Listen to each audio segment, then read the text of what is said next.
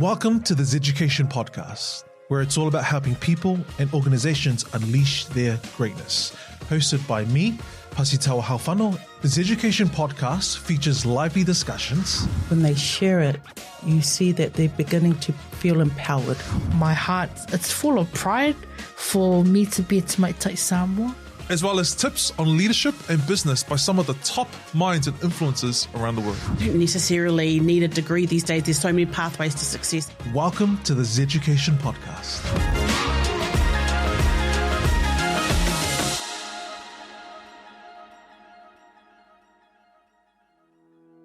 Welcome to today's episode.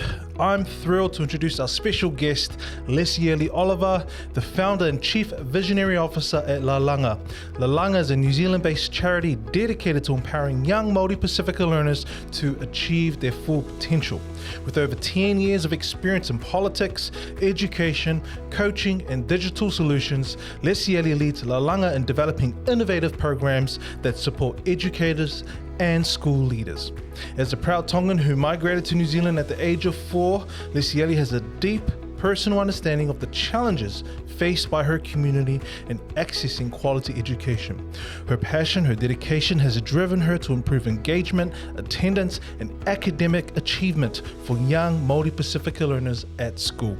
Recently, Lesieli completed a Master's in Technological Futures, focusing on digital solutions to enhance education for Māori-Pasifika learners.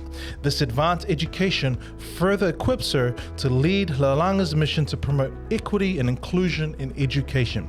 So let's dive into this inspiring journey of Lesieli and learn about how to better engage and support young Pasifika and Māori learners in education.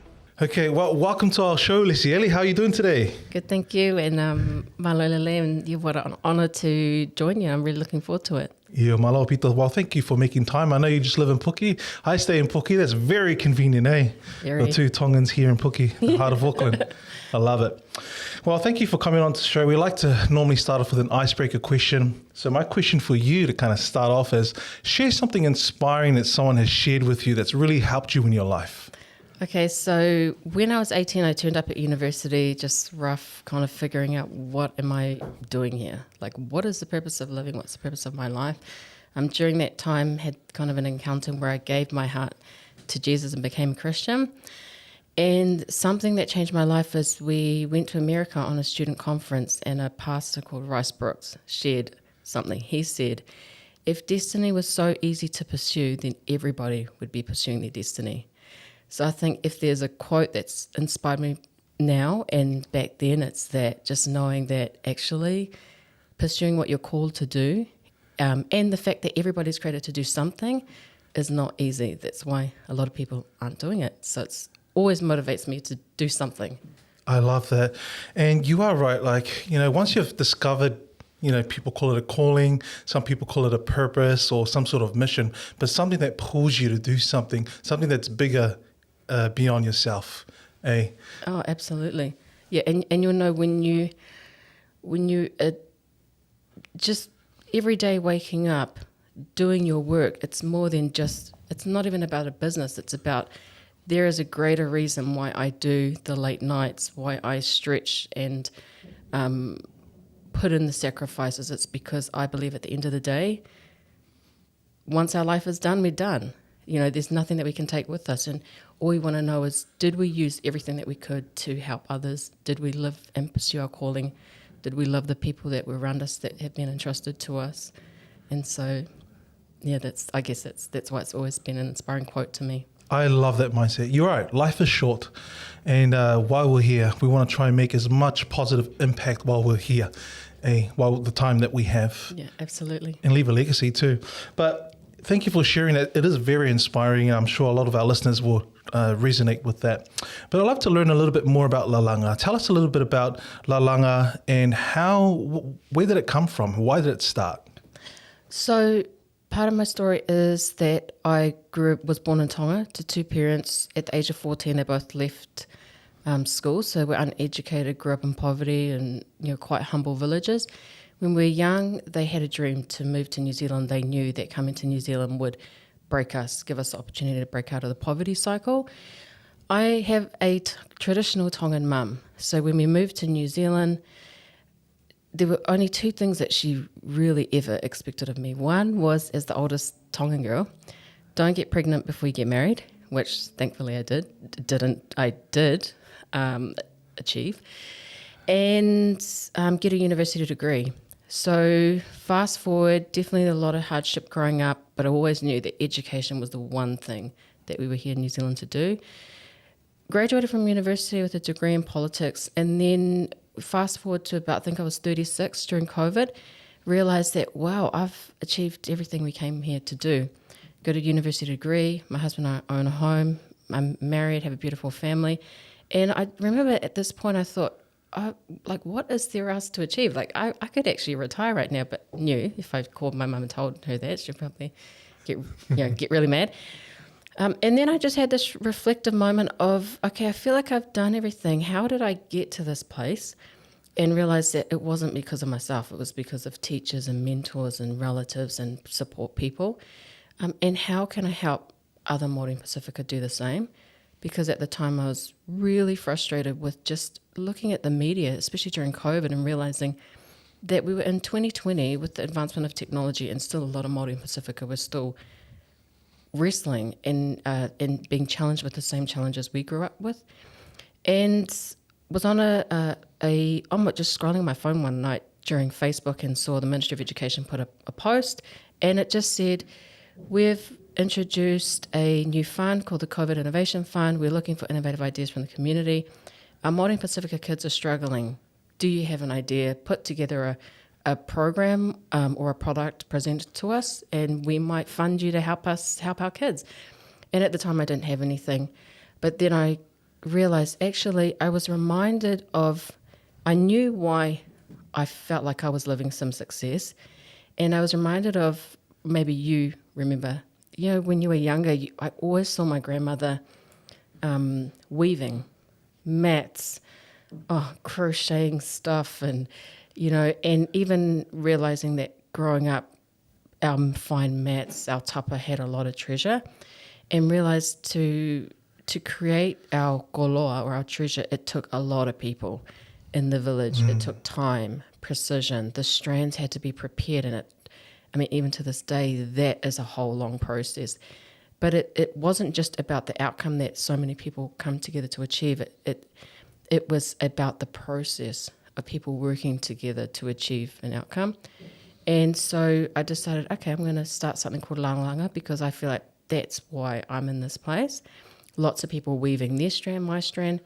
And the vision was just for me to kind of bring what I know, my skills and experience, work with other people to enable our Māori-Pasifika kids. So we launched Lālanga with the traditional mentoring program in 2020, and that's how we're here about 3.5 years later. I love that. I loved how you started. Yes, you were on your phone, you were scrolling one day, this opportunity came about. But there's a story way before that event opportunity. You started back in Tonga, your humble beginnings, your parents, how they raised you, the mindset, marry the right person or at the right time, education. And that's what you did.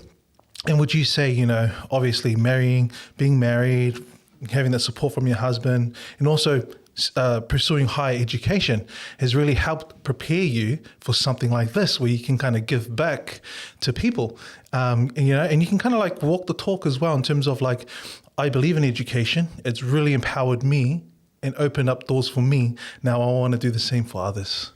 Oh, absolutely. I think that's why I love my work, and it doesn't feel like work. Of course, there's a lot of hard work in it, but I'm in the place where I know wholeheartedly from my own experience how education can transform your life. The difference between not finishing, just thinking about a lot of our people, might be on the minimum wage right now. The difference between earning $23.50 an hour and earning more than that. And in education, it opens up doors of opportunity. But it's not just about the one-time education of, say, finishing high school or finishing university. It's just knowing that actually learning happens forever, and you have to embrace that. and know that it's not about the education, it's about the doors. The key that it gives you to unlock the doors, not just for yourself, but for others. And I think that's what really inspires me, not just for my kids, but for young Māori-Pasifika, opportunities just for my parents, so that's what inspires me. I love education because it's such a powerful tool. Yeah, we believe that here is education as well. Learning is a lifelong journey, not just a drive-through or a 12-week course or a degree. It's forever. I love that. Tell us a little bit about Lālanga. How did you come up with that name, and what does it mean for those who don't know? The name Lālanga means, it's a metaphor for weaving in Tongan, and weaving in relation to our most treasured and valuable items. We call it treasures goloa. It's weaving in relation to our Tongan mats, our tapa cloth, and Europeans might value things like cars, flash houses, but Tongans, value things like mats. I mean, I have a mat at home right now that my auntie gave me, and my daughter actually last night just said, "Oh, I heard that thing is like worth $20,000," and I'm like, "Yeah, because it is worth $20,000." And that's valuable to us, and it's not just the item, it's the process that the people had to go through to create that, the precision, the time, the knowledge. I called Lālanga because I truly believe to make a difference in the lives, especially of our own Māori-Pasifika, I'm not going to be able to do it myself. I have to work with others, with community leaders, family members of the children, educators, experts, and that's how we empower our young kids to succeed. I love that. Well, it goes back to that saying, hey, it takes a village to raise a child. And I love that community-oriented approach that you have. You got the teachers, you got the schools, you got the parents, you got everyone that surrounds this kid as well, the support. So you do a lot of work with young Māori and Pasifika learners in schools. I guess from your perspective, your experience, what are you seeing are some of the challenges that a lot of Pasifika especially go through, or some of the barriers in education? Well, so originally Lālanga launched with the traditional mentoring program with year 12 and 13 students. So our purpose really for the program initially was to improve wellbeing, achievement, learning engagement, and just getting kids back to school post-COVID. And so we started with year 12 and 13 students at Tamaki College. We ran a traditional mentoring program. My husband and I also taught at Tangaroa College, Future Technology, so we wrapped that up last year. And it was during that time that I realised something, that not only do our kids fall behind in terms of meeting their academic milestones, like I think a report from the ministry came out last year that said by the age of 15, 33% of Māori, I think it was 36% of Māori, 33 Māori and Pasifika aren't up to date, like don't have the achievement standards or the knowledge to be able to meet their academic milestones in literacy and numeracy. So I realised during the high school years that one of the problems is that we meet someone like a child at year 11 and expect that they're ready to jump on the NCA path, and that they have what it takes to jump on the NCA path, and that they have all the learning, the literacy, the numeracy, and just even the confidence and to be able to succeed. But what I realize is that it's too late. A lot of our kids, by, say, that conversation is starting too late. By year 9, if you have truancy patterns, it's really hard to change it because you've probably had truancy patterns most of your life. If you're not a confident reader, if you're not confident at maths or numeracy, it's too late to pick that up in that 2 years, year 9, year 10. If you just lack the confidence, it's very hard to change it, especially if you're going to a school in South Auckland where a lot of you're in an environment, like sometimes I drive through Otara and think to myself, of course I probably wouldn't want to succeed. Like I might get judged by saying this, but you look around and you see a lot of brokenness and failure. And if you're a child that wakes up and you grew up in a state house and you don't have food, your parents aren't there because they're working their factory jobs, it doesn't inspire you to believe for more. And then the last one was that I saw that was missing was in high school, it's almost too late to change kids' mindsets to believe that they can do something different and that their parents might work in a factory, but they can be a pilot or be an architect or be an engineer. So although we started off in the high school ages, we quickly moved, especially after I finished my master's, to the very beginning of the school journey, which is new entrants, up to year 8. So our Lālanga toolbox and program is really dedicated to that age group, because I wholeheartedly believe that the conversation is starting too late and enabling our kids are starting too late. From the very beginning of when kids start school, they should start thinking about who do I want to become in the future, not in year 9 or year 11. How many teenagers do we know that get to year 11 and have no idea what they want to do?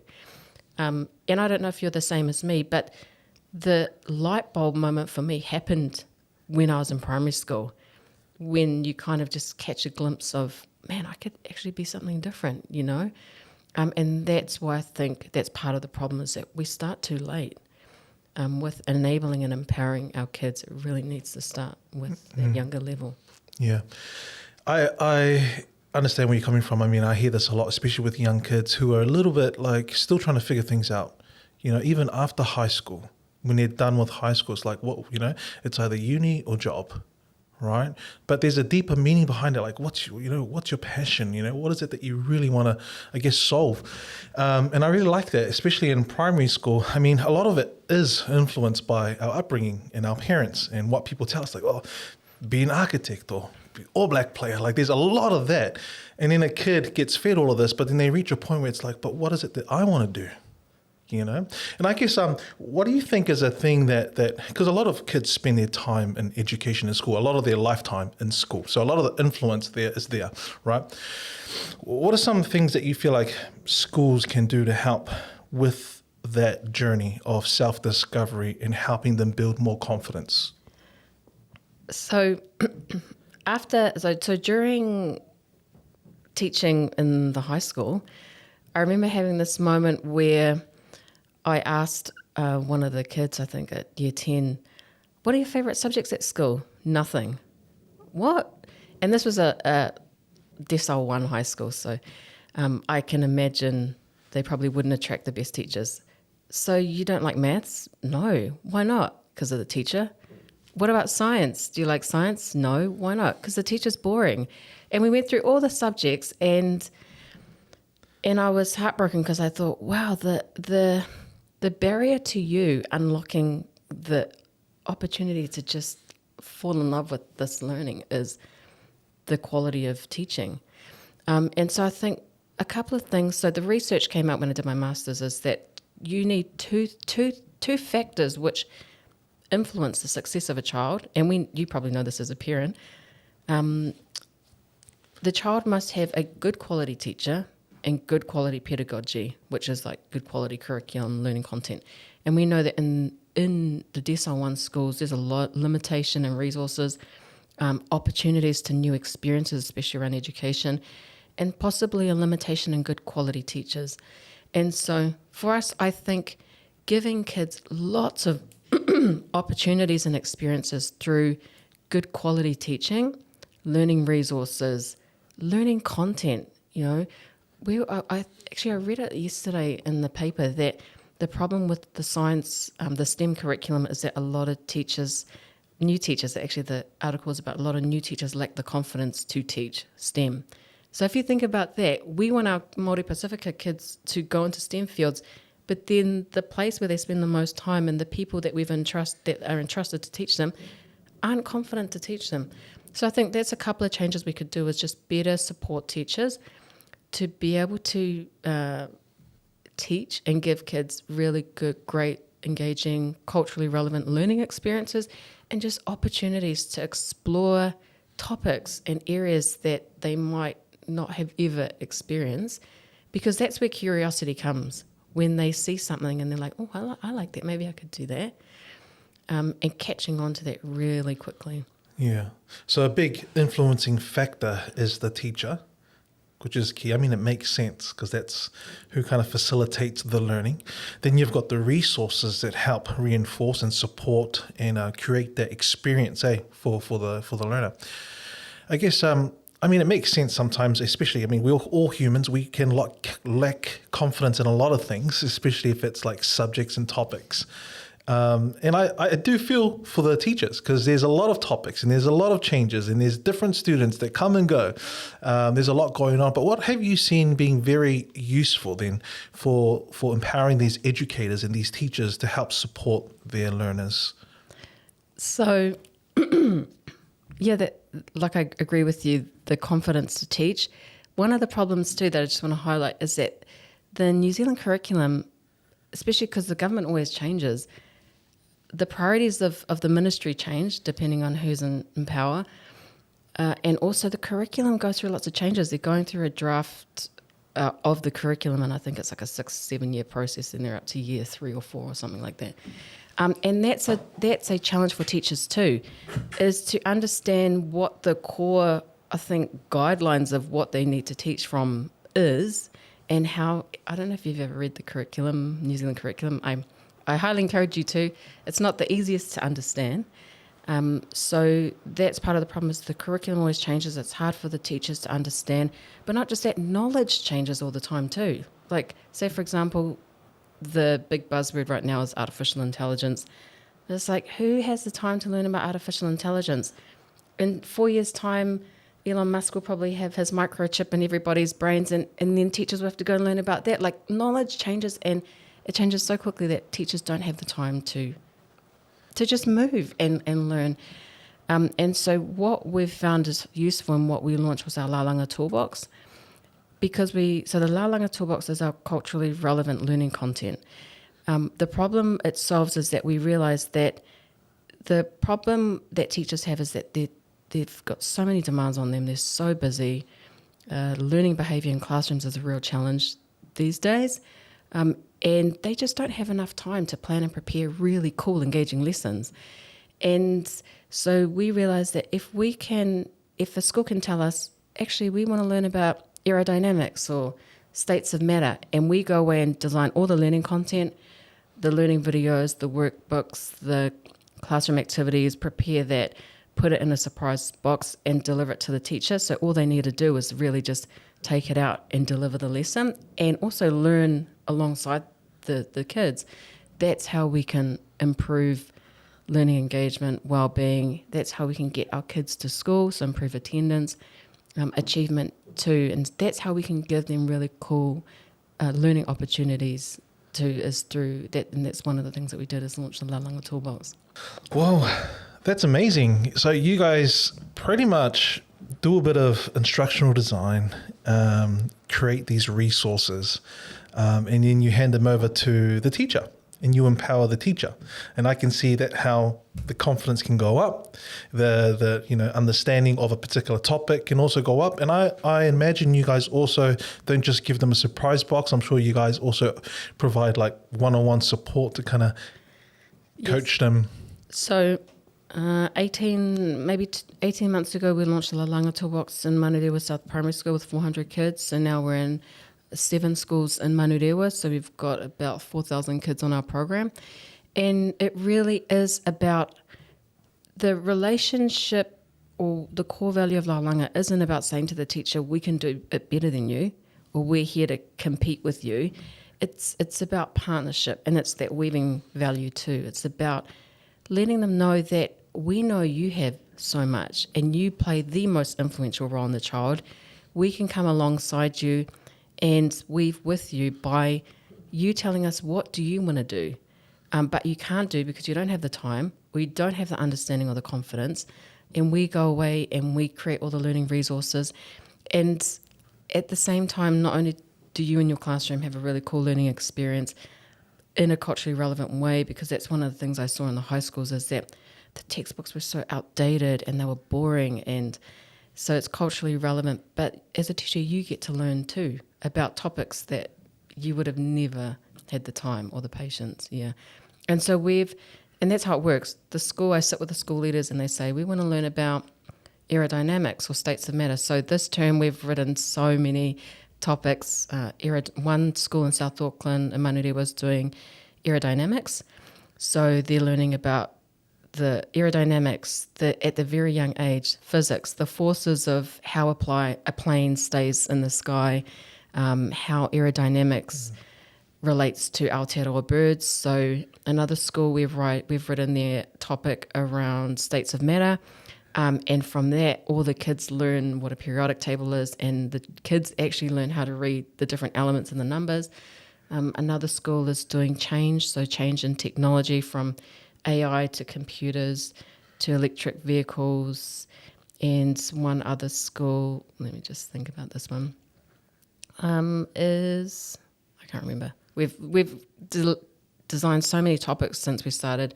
Treaty of Waitangi, New Zealand history, the local community, so local curriculum. So we've even dug into, say, for example, Māori-Rewa, the history of Māori-Rewa tracing all the way back to the early European settlers who came on the LMS ship, signed the treaty, bought all the land in Māori-Rewa. So it's been a really interesting journey, especially for me, because I took science up until year 11, but my husband Dan is an engineer, so this is like easy stuff to him. So it's really challenged me to go out and research and understand. Say, for example, when we were asked to do aerodynamics, I was like, I didn't even like physics. And I realized the reason why I didn't like physics is because my physics teacher was very grumpy. And that's when I realized, okay, how can we turn physics into something that's relevant, interesting? And so for all our content, because I'm the lead curriculum designer, I always make sure that I understand it, everything from states of matter to aerodynamics. That's why I can talk about it, because I've spent like the last 2 months learning about it as a student. Because if I can understand it, we can turn it into something really cool and engaging, like a cool and engaging learning experience. And then teachers can learn it too. Yeah, and we've had teachers say to us, man, I'm learning so much along them. And that's how we empower teachers. I love that. I mean, even just the way that you said it and described it, I mean, I could imagine it why it's so interesting for kids when you instead of aerodynamics, you could probably say, how does a plane stay in the air? Oh, absolutely. That's fun. Yeah, and when I started writing and designing aerodynamics, the aerodynamics topic, I had no idea what aerodynamics was. So at the end of it, we kind of come up with, this is what each child should know. So new entrants right up until year 8, for this school, we've kind of listed 5 things each child should know. They should know the definition of aerodynamics. The aerodynamics is the way air moves around things. They should know the 4 forces of aerodynamics, so lift, weight, thrust, drag. They should know 5 things in the world that use aerodynamics. So we come up with 5 things that each child should know. And I feel like that's what inspires kids, when they can go on a plane or look at a plane and tell their parents, oh, I know what that is, And then they can extend that and kind of the curiosity can kind of lead them down to, maybe one day I might want to be a pilot. Or so that's kind of why we exist with the toolbox, is really just to inspire kids to start dreaming and be curious. And I can see it inspiring the teachers as well. Like you said, if the teacher plays a critical role, like you said here, you told me here, the reason why I didn't enjoy this topic is because my teacher was a bit grumpy, and that you missed a lot of opportunities that could have come from that.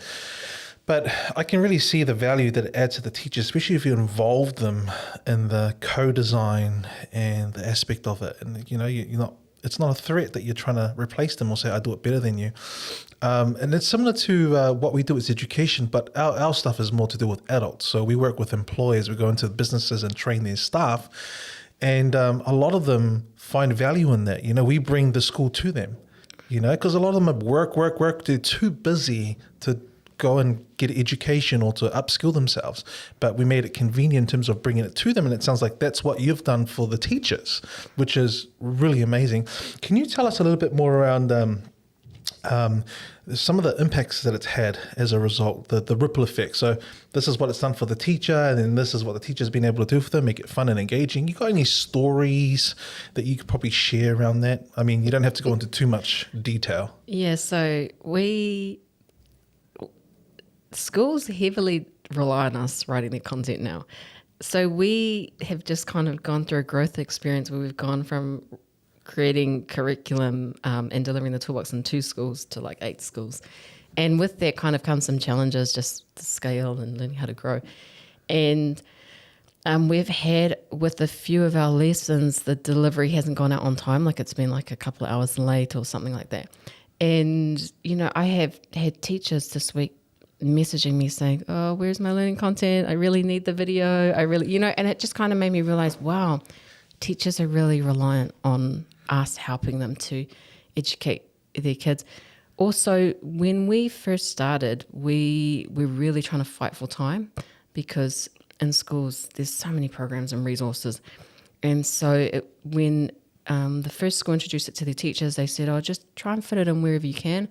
Now all the schools have a set time after lunch where this is your Lālanga toolbox. So we've completely replaced the curriculum, which I really love because a lot of our curriculum is written overseas from America, Australia, possibly from New Zealand, Europeans. Not that there's anything wrong with it, but we know, like you probably know, the difference you make because you understand the culture and you're Māori and Pacific, and it's you, so I love that. When we created the toolbox, there were really some core problems we really wanted to improve, like lifting attendance. So schools have reported that their attendance has gone from like 60% to like 85, 90%, because kids are now excited about coming to school because they want to see what's the next activity or what are we learning about next. So attendance, it's been able to lift attendance for a lot of school. Definitely teacher wellbeing. So just teachers knowing that on Monday or during the week they have an hour and a half at least of learning content already planned for them, and something that the kids are excited about. I know one principal was telling me last week that actually it's not really the teachers do want to do it, but it's the kids that are saying, is it Lālanga toolbox time? Is it time, and definitely, lifting achievement because with the focus of the government on improving literacy and numeracy, we have a lot of literacy and numeracy in our toolbox too. So, but the main thing for us was making sure, are we improving teacher wellbeing, which we are we improving attendance, like getting kids to school, which we are, and just overall improving learning experience achievement is what we have been able to prove that yes, if you can provide the teacher with great quality learning content and support the teacher to deliver it, yes, you can really enable your kids to succeed. Wow, imagine the foundation that's setting and the kind of people that they will become as a result of it, right? The ripple effect of that.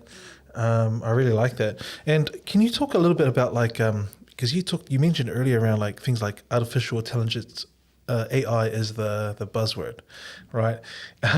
When something new like this comes and people are like, what the heck is that? And is this something that we should teach our kids, or how soon do we introduce into education or the curriculum? How do you approach something like that? So I was just thinking, because you said something that I was going to pick up on, is, with future technology, how do you approach it? So it's Tech Week this week, and I've been tagged in a couple of posts about Māori-Pasifika kids, and a lot of organisations have given Māori-Pasifika kids devices. And there's a lot of talk around the digital divide, and the answer to solving the digital divide is just give one of our Māori and Pasifika kids a laptop. And you'll probably know this, but that is not solving the digital divide. And I think that the focus of future technology is not so much about making sure our kids have a laptop or connection to the internet. It's more about, are we preparing our kids today with the capability they need to fully participate in the future of education? And so the skills. So we're experiencing AI now, and AI is still changing. It's going to change faster than we can, catch up. But in 10 years' time, so say, for example, a child is in year 3. Is what we're doing right now in year 3 enabling that child so that in 10 years' time, when Elon Musk is inserting microchips or whatever crazy thing and we're living on Mars, that our kids are not just standing on the sidelines watching, but fully in there participating and contributing. And I think this is something that's frustrating about education too, is people don't realise it's not a quick fix. This is a long game here, and you've got to start from the very beginning. In terms of future technology, you have to start from the very beginning of primary talking about future technology, because they most likely won't hear it from home. Talking about it, learning about it, getting them familiar with, hey, you're going to be part of this future and you need to be part of this future, and you have what it takes to be part of the future of AI. And so that's why, with our learning resources, we never underestimate, like, our kids are so brilliant. I'll tell you the story that we wrote this inquiry topic on computers, and we talked about computers. We talked about the language that computers use, which is binary, and that is 0. I can't remember. I always get this mixed up. 0 equals no, and 1 equals true. Well, it must be the other way. I'm sure an engineer's listening saying, no, it's the other way. Whatever it is, we talked about binary, the language of computers, and one of the primary schools said, we love the Lālanga toolbox, but we're not convinced. How about you take your content and teach it to our year 2 class, which is full of all the kids who are struggling. And so we played our learning video about computers, and we talked about binary code and talked about the first founders of the computers. And these were 6-year-olds. And then we went to go and ask the questions. And then I said, okay, so to the class of 6-year-olds, what is the language that computers use? And one girl put up her hand and said, binary, and 0 equals this, and 1 equals this. And at that point I realized, man, our kids are really, really brilliant and gifted. But we need to start preparing them right now for the future. I love that mindset. And I think it's a classic example is in our home with our daughter and my wife. She is very entrepreneurial. And my daughter she's in primary school. She kind of struggles a little bit with the reading and the math and stuff. But my wife has started to, what can we do differently? So she started teaching her a little bit about business. So my daughter's created her own little business. She helped create the website. Amazing. And she sells these bracelets. So we order it from overseas, and she's involved in buying the stock, looking after the stock, taking customer orders and getting it ready to ship and being picked up from the courier. And she just loves it. And I've seen a different part of her that I've never seen before. She's really happy and shining. And I thought, she's very young. I mean, she's like 7 years old, but my wife to be able to teach business and like the responsibility of customers, this and that at a young age, and she's really enjoying it, opened up my mind, be like, you know what? Kids can do it young. They don't have to wait till high school or uni to do that, which is pretty much what happened to me. That's really awesome. But look, exactly. And I think sometimes with education, curiosity is such a powerful tool, right? I mean, I think about when we were in the high schools, kids were struggling to come to school. They'd sit in there looking so bored.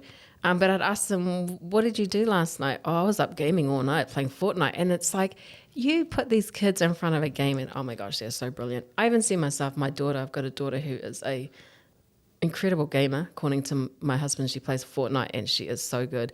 Sometimes I'm like, man, I wish I could just take you out of school and make you a professional gamer, because she loves this stuff, And I think that's where we really need to try and I guess as parents too, it's great if we are like, your wife sounds the same too. When we realize that actually this might not be working, but we see the potential in our child, and why don't we try another opportunity to bring out that curiosity? Mm. Yeah, I love that. Parents do play a crucial role. We shouldn't forget that. Yes, you got the facilitator or the teacher at school, but then you also got the parents at home. And I've always believed in that statement that parents are the first teachers. Oh, definitely. Oh, my son, you have a son, do you? Yes, I got 2 sons. Oh, yeah, he's been doing this, and the most annoying thing, it drives me nuts. I wouldn't say he 100% loves school. Definitely bright kid, but I think the learning could be improved because he's a boy, he'd rather be kicking a ball outside and learning. But every day after school, he grabs a plastic bottle and fills it up with water and plays this bottle flipping game. It's so annoying. I don't know if you ever did the bottle flipping. Yes. He finds this thing so interesting. And it's like he changes the water in there. He finds other places to, and he loves challenges. And so we've kind of created this map where it's like the little circles, 10 points and 20 points, and it kind of grows out. And it's like, oh, you know, you can teach your kids things like math and interesting things. You're just going to make it really relevant, engaging for them. Yeah, and fun. Yeah, and I don't think you grow out of it in terms of age.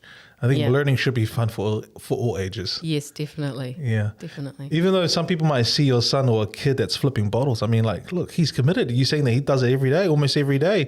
That's commitment, man. Oh, definitely. And I think this is and I was just thinking about this too, because with our kids, and I guess it's sad I can understand with the Māori-Pasifika kids why sometimes we fall through the gaps, because the parents don't have maybe sometimes the confidence or the understanding to be able to, or the awareness to see the kids in the system, see that they're failing, but also push a bit harder and push them in the way that you want them to be defined. Yeah. I love that. I totally agree with it 100% in terms of, you know, like growing up and, you know, it's either this rugby player or architect or this and that, and just forcing them into a system or cookie cutter approach. But like, you know, there's got to be an element of, what do you like doing? Let's try that. You know, figure. I like the analogy of how do you know what is your passion?